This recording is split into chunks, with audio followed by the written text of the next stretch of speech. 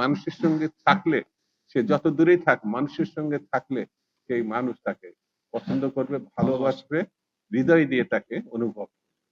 তার রহমানের ক্ষেত্রে সেটা আমরা দেখি। সেই জন্য আজকে আমি আর বক্তৃতা করি না, নামাজের দিন। বন্ধুরা, আজকে যে আয়োজন জনাব কোকোর জন্য,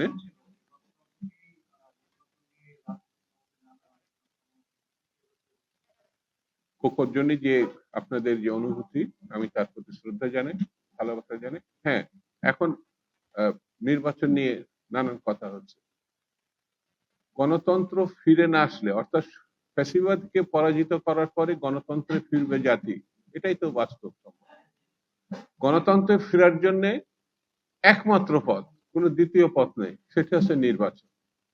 আমি যদি নির্বাচনের মধ্যে জাতিকে না নিয়ে যাই, তাহলে গণতন্ত্র ফিরবার কোনো দ্বিতীয় পথ আছে বলে তো আমার মনে হয় না।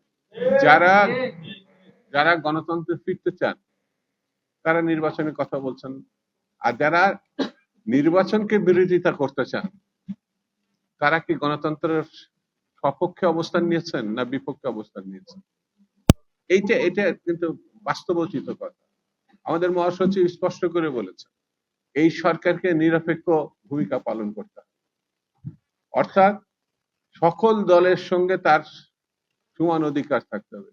কিন্তু নতুন কোন রাজনৈতিক দল গঠনের উদ্যোগ যারা নিয়েছেন তারা যদি সরকারের প্রতিনিধিত্ব করেন তাহলে বিতর্ক সৃষ্টি হবে। এই কথাটা মহাসচিব বলেছেন, সত্য বলেছেন।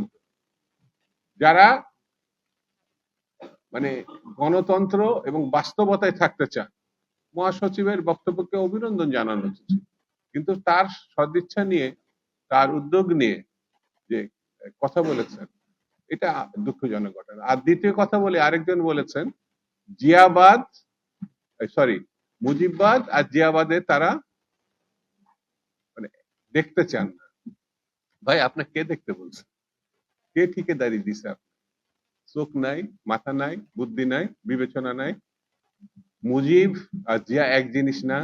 মুজিব গণতন্ত্র হত্যা করেছে, জিয়া গণতন্ত্র ফিরিয়ে দিয়েছে। মুজিব মুক্তিযুদ্ধের সময় পালিয়ে গেছিলেন, জিয়া রহমান মুক্তিযুদ্ধের ঘোষণা দিয়েছেন, লড়াই করছেন, যুদ্ধ করছেন। মুজিব বাংলাদেশে দুর্ভিক্ষ এনেছেন, শহীদ জিয়া দুর্ভিক্ষ মুক্ত করেছে। আমি আর কি, শহীদ জিয়া আর মুজিব, এটার পার্থক্য যে বোঝে না সে আবার নাকি রাজনৈতিক দল গঠন করে। এটা দুঃখজনক না? এটা মানে কি বলবো?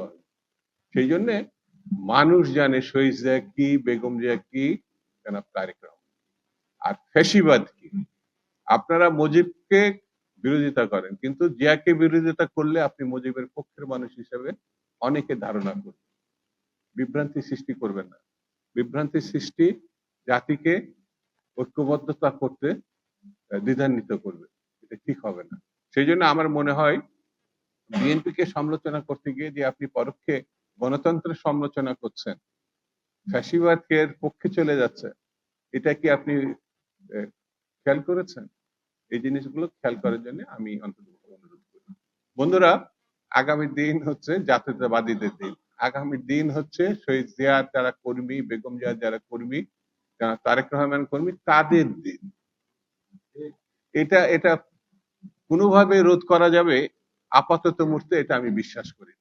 সেই জন্য আসুন আমরা ঐক্যবদ্ধভাবে সামনের দিকে এগিয়ে যাওয়ার জন্য এবং গণতন্ত্র প্রতিষ্ঠার জন্য যে রকম যেভাবে ত্যাগ স্বীকার করতে হবে তার জন্য আমাদেরকে প্রস্তুত থাকতে হবে। সবাইকে ধন্যবাদ। খুদা হাফেজ। বাংলাদেশ জিন্দাবাদ।